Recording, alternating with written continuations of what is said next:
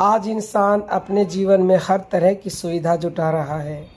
अच्छा घर, गाड़ी, पैसा, नाम, शोहरत, लेकिन क्या सच में वो खुश है?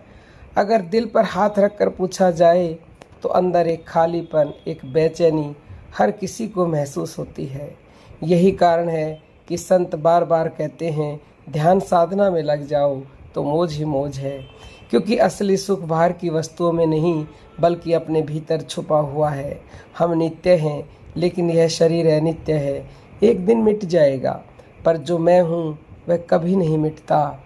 जब तक हम इस सत्य को नहीं समझते तब तक हम भारी चीज़ों में सुख खोजते रहते हैं और अंत में निराशा ही हाथ लगती है।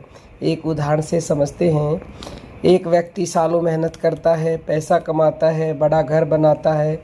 कुछ समय के लिए उसे खुशी अवश्य मिलती है, लेकिन फिर वही मन और कुछ बड़ा चाहता है। कोई नया फ़ोन लेता है, कुछ दिन खुश रहता है, फिर वही चीज़ पुरानी लगने लगती है। रिश्तों में भी यही होता है। शुरुआत में बहुत प्रेम और आकर्षण होता है, लेकिन समय के साथ वही रिश्ते बोझ लगने लगते हैं।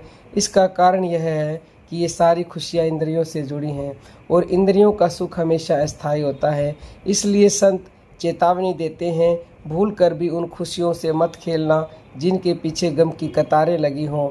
जो सुख आज हमको हंसा रहा है वही कल आपको रुला भी सकता है। महान संत तुलसीदास जी ने बहुत गहरी बात कही है कि घट में है पर सूझत नहीं, लानत ऐसी जिन तुलसी या संसार को हुआ मोतिया बिंद।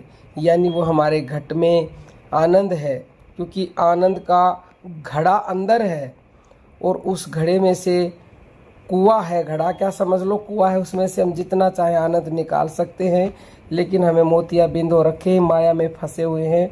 हम उस आनंद को प्राप्त करना ही नहीं चाहते हैं। तो हमारे भीतर ही परमात्मा का खजाना भरा हुआ है, लेकिन हम उसे देख नहीं पा रहे हैं। जैसे किसी की आंखों में मोतियाबिंद हो जाए तो सामने रखी चीज़ भी नहीं दिखाई देती, वैसे ही हमारे मन पर अज्ञान का पर्दा पड़ा हुआ है। हम बाहर बाहर दौड़ रहे हैं, जबकि असली खजाना हमारे भीतर ही है। मन बहुत चंचल है और अगर उसे सही दिशा न दी जाए तो वह हमें नीचे गिरा देता है। आपने देखा होगा कि जब मन खाली होता है तो वह गलत विचारों में, चिंता में या किसी न किसी नकारात्मक काम में लग जाता है। क्योंकि मन खाली रह नहीं सकता, उसे कुछ ना कुछ चाहिए। लेकिन अगर वही मन सेवा, सत्संग और साधना में लग जाए तो वह धीरे धीरे शांत और मजबूत हो जाता है। इसलिए संत कहते हैं, सत्कर्म में लगे रहो तो मन दुष्कर्म में लगेगा ही नहीं। यह बिल्कुल वैसा ही है जैसे अगर आप अपने शरीर को रोज़ व्यायाम में लगाते हो तो वह स्वस्थ रहता है, और अगर उसे आलसी छोड़ देते हो तो बीमारियां घेर लेती हैं। मन के साथ भी यही नियम लागू होता है।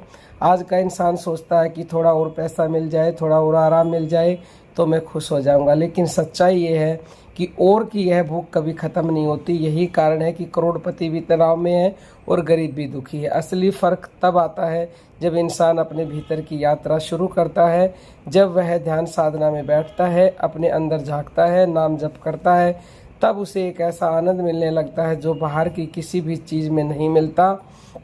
अब समय बहुत तेज़ी से निकल रहा, हर दिन हर श्वास हमें या तो परम आनंद के करीब ले जा रही है या फिर संसार के जाल में और उलझा रही है। इसलिए संत पुकार कर कहते हैं कि अब तुम लग जाओ, समय बीता जा रहा है। अगर आज हमने शुरुआत नहीं की तो जीवन यूं ही निकल जाएगा और अंत में पछतावा ही हाथ लगेगा। इसलिए आज से ही एक निर्णय निकाल, थोड़ा समय अपने लिए निकाल, साधना के लिए बैठो, सेवा में मन लगाओ और नाम जप करो, क्योंकि यही वह रास्ता है जो हमें उस परम शांति सत्य तक ले जा सकता है, जहाँ सिर्फ और सिर्फ शांति है, आनंद है और सच्ची मौज ही मौज है। यानी आपने ये ध्यान साधना का रहस्य समझ के जीवन में उतार लिया तो आपके जीवन में मौज ही मौज है। और ये ध्यान साधना सीखना चाहते हो तो 19 अप्रैल को दिल्ली में सत्संग एवं ध्यान साधना कार्यक्रम है। वहाँ सब कुछ फ्री में सिखाया जाता है। तो आने के लिए 9958515054 पर अभी व्हाट्सएप मैसेज कीजिएगा। जय श्री राम।